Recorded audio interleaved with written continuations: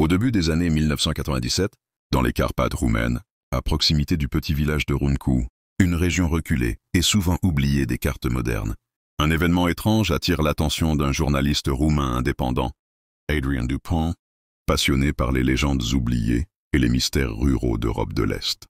Adrian avait déjà exploré plusieurs villages transylvaniens à la recherche d'histoires anciennes transmises oralement. Mais ce qu'il découvrit à Runku allait bouleverser sa vie. Tout avait commencé par un simple témoignage.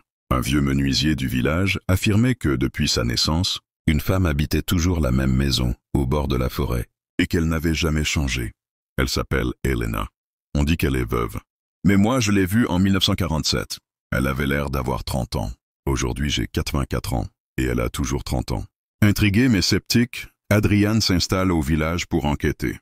Il prend des photos, interviewe les anciens, consulte les archives locales. Rapidement, un détail attire son attention. Sur une photo scolaire de 1931, prise lors d'une sortie dans la forêt, une femme se tient debout au fond du groupe. Elle ressemble trait pour trait à celle qu'il croise chaque jour, dans les ruelles du village.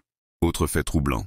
Chaque année, au début du mois de novembre, un visiteur étranger ou un voyageur de passage est porté disparu. Aucune trace, aucun corps. Les habitants, discrets et méfiants, évitent d'en parler. Mais certains murmurent que cela a un lien avec la jeune veuve. Après plusieurs semaines d'observation, Adrian décide de tenter le tout pour le tout. Il se présente chez Elena sous prétexte d'un projet sur les traditions rurales. Contre toute attente, elle accepte de le recevoir. La maison est figée dans une autre époque. Meubles anciens, lampes à huile, livres poussiéreux. Et surtout, une grande horloge murale, arrêtée depuis longtemps à 03h33. Pendant qu'elle lui sert une tisane d'herbe, Adrian remarque un tableau ancien accroché près de la cheminée. Une peinture de style classique signée 1861. Sur la toile, une jeune femme au regard froid. C'est elle, exactement. Même visage, même expression. Adrian est troublé, mais il garde son calme. Il lui pose des questions simples sur sa jeunesse. Elena reste vague, mais sourit à chaque fois qu'il insiste. Avant de partir, il tente de prendre une photo discrète du tableau.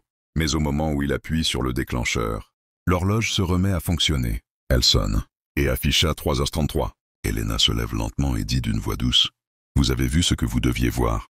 Maintenant, il est trop tard. » Adrian perd connaissance. Il se réveille au petit matin, étendu au bord de la rivière, à plusieurs kilomètres du village. Sa caméra est brisée.